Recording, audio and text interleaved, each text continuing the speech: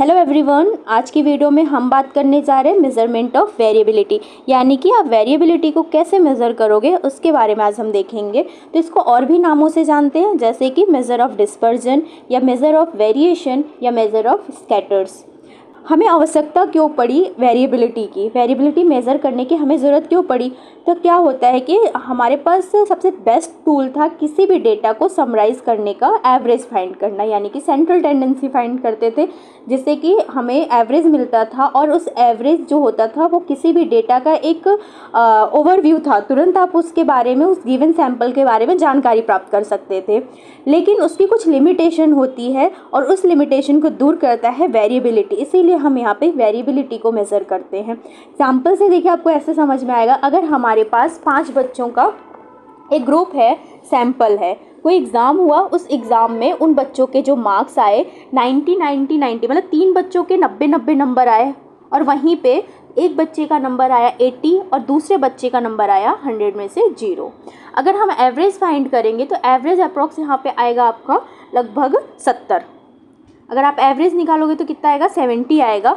और वहीं पे अब कोई अगर इस एवरेज को देखेगा तो क्या कहेगा कि उस गिवन जो सैंपल है या जो ग्रुप है उसका, तो उसमें मैक्सिमम बच्चे जो 5 हैं उनका एवरेज आ रहा है कि हर बच्चे के मार्क्स होंगे 70 नंबर हो सकते हैं। लेकिन रियलिटी में तो ऐसा है नहीं, उसमें एक बच्चा ऐसा है जिसके 0 मार्क्स आ रहा है, वहीं पे 3 बच्चों के 90 नंबर आ रहे हैं और वहीं पे एक बच्चे का नंबर 80 आ रहा है। तो ये चीज़ हमें किससे नहीं पता चल रही, एवरेज से हमें इस चीज़ का इन्फॉर्मेशन नहीं मिल रही है। ये इन्फॉर्मेशन कैसे मिलेगी? अगर हम वेरिएबिलिटी को मेज़र करेंगे। तो इसीलिए हमें वेरिएबिलिटी की ज़रूरत पड़ती है। तो यहाँ पे लिखा है कि find out the reliability of average. Average के रियलिबिलिटी का पता लगाने के लिए वेरिएबिलिटी की आवश्यकता होती है। सेकेंड पॉइंट है यहाँ पे determining the cause and nature of variation and control it, कि जो वेरिएशन है वो क्यों है, उसका नेचर क्या है, एंड हाउ टू कंट्रोल, आप उसको कैसे कंट्रोल करोगे, वो किसके द्वारा हम कर पाएंगे, वेरिएबिलिटी के द्वारा कर पाएंगे, क्योंकि एवरेज से हमें उस चीज़ की जानकारी नहीं मिल पाती है।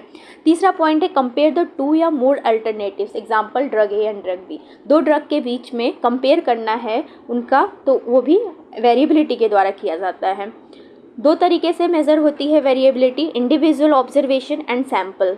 इंडिविजुअल ऑब्जर्वेशन में भी टाइप हैं, रेंज से, quartile deviation, mean deviation, standard deviation, coefficient of variation. वहीं पे सैंपल में standard error of difference between 2 means, standard error of proportion, standard error of correlation coefficient, standard deviation of regression of coefficient. हमें इन सब के बारे में तो ज़्यादा नहीं आता एग्जाम में, रेंज के बारे में पूछ लेता है ज़्यादा से ज़्यादा, स्टैंडर्ड डेविएशन पता होना चाहिए, मीन डेविएशन पता होना चाहिए, स्टैंडर्ड एरर पता होना चाहिए। तो हम इतना ही देखेंगे इस वीडियोज़ में। तो देखें, यहाँ पे सबसे पहले बात करते हैं रेंज की। रेंज क्या होता है? रेंज आप समझते हो ना कि एक हायर लिमिट होती है, एक लोअर लिमिट होती है, उसके बीच में हम देखते हैं ना कि रेंज हो गई एक। तो range is the simplest measure of dispersion, सबसे सिंपलेस्ट मेथड है डिस्पर्जन का पता लगाने के लिए। It define the limit of biological characteristics. Definition की बात करूँ तो the difference between highest and lowest figure in given sample is known as a range. Range क्या होता है? लार्जर वैल्यू को माइनस कर देंगे स्मॉलर वैल्यू से, तो वो हो जाती है हमारी range.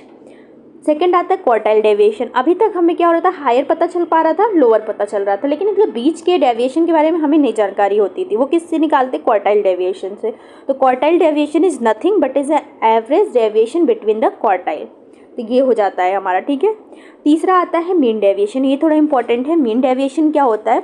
It is an average of absolute deviation of all observation from mean, यानी मीन से जितने ऑब्जर्वेशन है उनका कितना डेविएशन है, इट इज़ उसका एवरेज जो होता है वो कहलाता है मीन।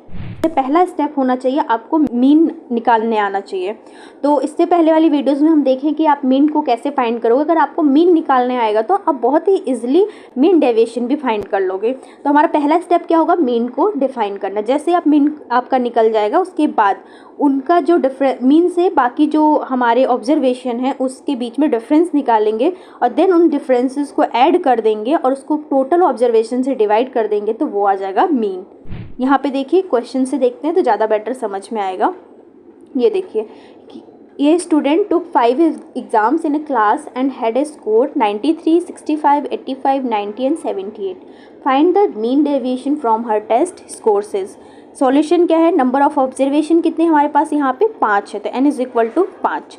मीन हम कैसे निकालते थे, मीन सारे ऑब्जर्वेशन को ऐड करके, सिंपल सीरीज का यहाँ पे ऐड किया और n से डिवाइड कर दिया तो ये आ जाता था हमारा मीन। ठीक है, तो यहाँ पे है मीन इज इक्वल टू आ जाएगा आपका 82.2। अब मीन आ गया। अब हमें क्या करना है, डिफरेंसेस निकालने हैं। Now let's subtract the mean from each score. Mean कितना है 82.2, तो हम मीन से उसके जितने स्कोर हैं सबको इंडिविजुअल सब्सट्रैक्ट करेंगे, माइनस करेंगे तो हमें डिफरेंसेस मिल जाएंगे। तो 93 माइनस 82.2, तो ये आ जाएगा आपका 10.8। इसी तरीके से 65 माइनस 82.2 तो माइनस 17.2 आएगा। तो इस तरीके से हमने सब्सट्रैक्ट कर लिया पूरे को, और देन इसको क्या करना है, ऐड करना है, सारे को समेसन कर देंगे जितने डिफरेंसेस आ रहे हैं, और उसके बाद क्या करना है, नंबर ऑफ ऑब्जर्वेशन से डिवाइड कर देंगे तो ये हमें आ जाएगा मीन डेविएशन। देखिए कितना इजली है। मीन आप फाइंड किए, मीन फाइंड करने के बाद हमारा सेकेंड स्टेप होगा कि सारे डिफरेंसेस से उसको माइनस करेंगे और देन उसको ऐड कर देंगे सारे डिफरेंसेस को, और देन डिवाइड कर देंगे टोटल नंबर ऑफ ऑब्जर्वेशन से, तो हमें मीन डेविएशन फाइंड आउट हो जाएगा। उसके बाद हम देखेंगे स्टैंडर्ड डेविएशन क्या होता है, तो नेक्स्ट वीडियो में देखेंगे।